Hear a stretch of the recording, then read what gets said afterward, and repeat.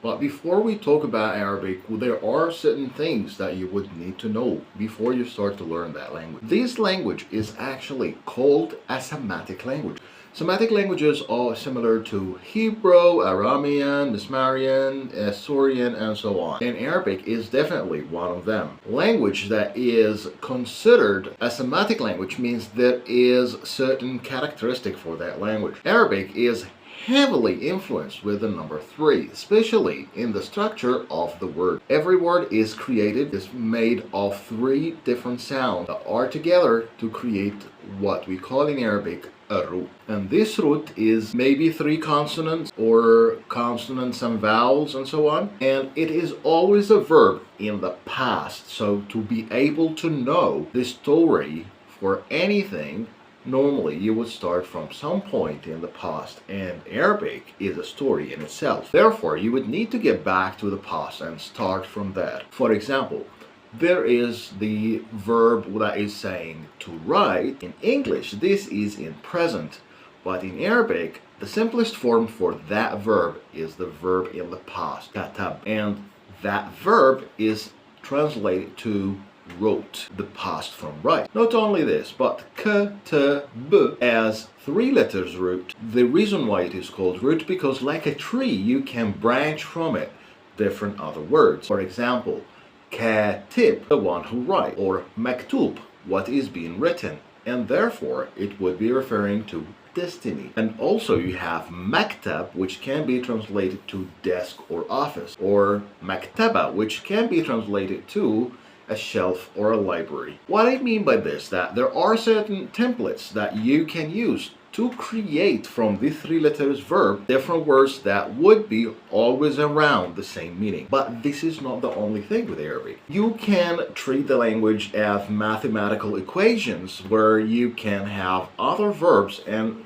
apply the same templates to that. And let's say you have a knowledge of 300 verbs, you can create from that maybe by each root, maybe another like 3, 4 words, 5 words. The more templates you know, the more exaggerated your knowledge will be, and the more you will be able to express yourself. And another thing to know about Arabic when you are learning this language is essentially this language is based on assumption.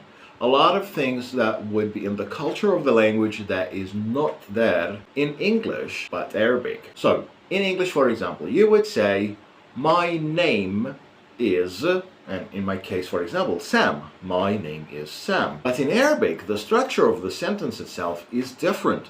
I can just simply say my name, Sam.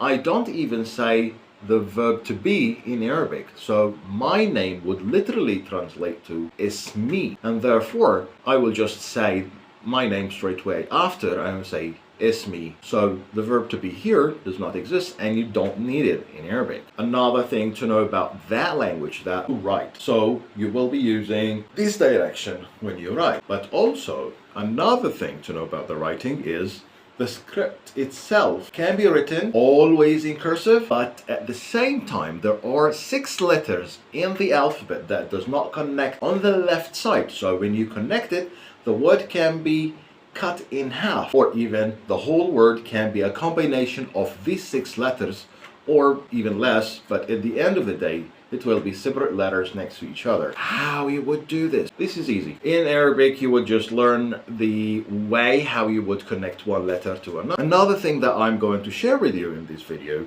that when you learn this language, Egyptian Arabic is one of the best options, especially if you are learning Arabic because you want to communicate with others. If you want to communicate with Arabs, Egyptian Arabic is on number 1 popularity. That's because in Egypt we have had the city of media production first, and that gave us a high volume of TV shows or movies or TV series even, and this has been consumed heavily in the Arab world. Therefore, a lot of people in the Arab world would understand Egyptian Arabic if you talk to them that way. And because we have a fun kind of heritage, you can call it, of comedian movies, and we have a lot of influencer actors who are very good at the comedia, so That's another thing, that you would be sounding like a funny person. But I don't know how that can be good for you. Like, you can choose what you want. But with all seriousness, like, when you learn this language, one of the things that you would find, that you talk to Egyptians, you'll find them very warm. And sometimes they don't even give you the chance to answer them when you are being asked about how are you. Like, we even say this in Egyptian, more of like, how are you? How is it going? Everything is alright. And I don't even give you a chance to answer me first, because Egyptians are very warm and they want to show you how warm they are by showing how much interest that they are giving into your life and ask you how are you. Even though sometimes it would be sneaky to ask you, is everything okay in the end, just to hear you say yes, everything is fine. But a lot of people, if you are open to them and you tell them how you actually feel, they will actually listen. So this is one of the very beautiful things that you can find when you talk to Egyptians. And think about it that way. You're walking in the street and you meet an Egyptian, you know he's an Egyptian, and you say something in Egyptian Arabic to them, and look at their face. Their face will light up, they will be very welcoming to you, and you will feel the warmth in the communication.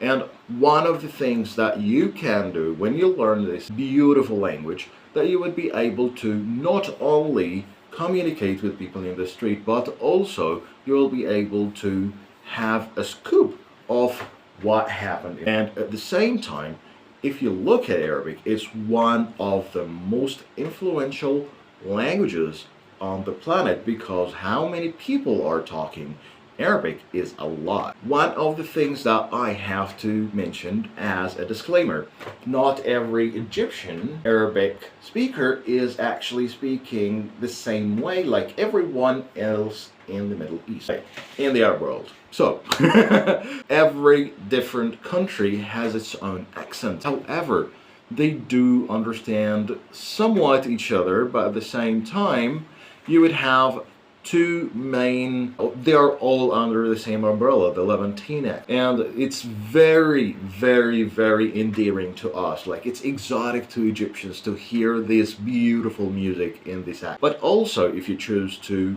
speak like an Egyptian and learn Egyptian Arabic, you're welcome to join my classes. Back to other things that you would need to know before you start to learn Arabic. Arabic is a very emotional language, and everything in it is connected, not just by the root and how the words are branching around, but also if you look at a word like house. Of course, in English you would have different words for different kinds of houses, but the same thing also apply to Arabic.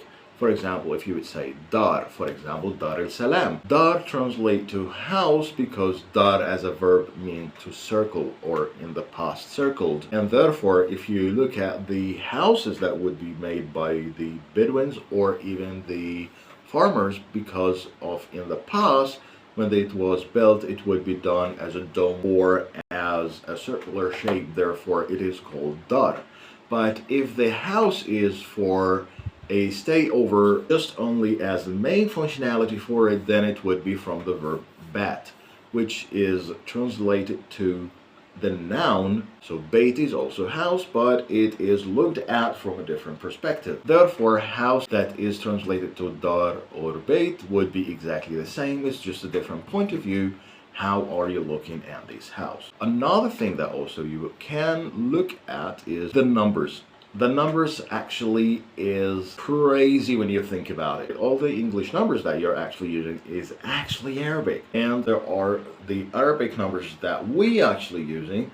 There are people saying where this is a Hindu numbers, and there are others who would say this is Arabic number. A little bit going all over the place with it. I believe this has been a quite informative. I wish to give you the last minute as asking you if this is helpful for you. Please feel free to comment in the section below and tell us what would you like to know more about Arabic, as I will be making sure this will be in the next videos, as well as please share this with someone who would be interested in learning Arabic, and like this video to show us your support. Wish you a very lovely day and speak to you soon. And thank you for your time. That is priceless.